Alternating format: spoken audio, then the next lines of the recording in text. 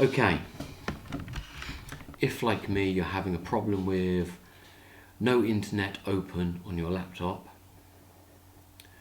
then this is going to be my fix 2.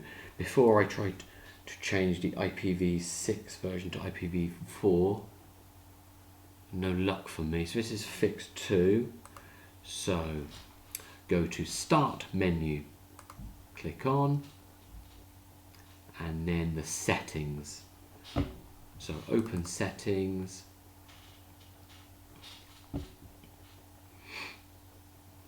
Okay, now you want to go to network and internet. I'm going to click on there. I've been messing around with this because I had problems getting into web pages, and unfortunately I can't get online now, so I'm going to try this option. This is another fix I found to network reset. So once here, so you went to open settings and network internet, you want to click network reset. Press reset now. Are you sure you want to reset your network settings? Yes. So this is going to take it back to all the original settings.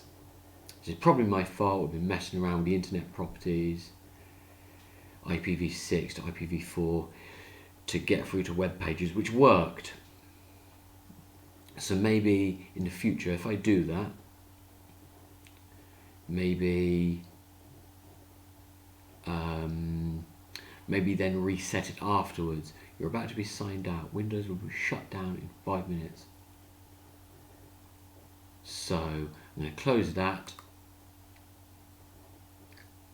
So this is going to shut down and restart. So this is fix number 2, and that's resetting everything. Network reset, network reset. This will remove and then reinstall all of your network adapters and set other networking components back to their original settings. So that would be like default settings that I had changed, so I'm hoping this will be the one. Otherwise I'm going to try a fix 3. So that's the video 2. The first one might work for others. That was changing the internet provider settings, unclicking 6 and then making certain the edition 4 is on. So I'm going to check later, but that's fix 2. That might do it for others.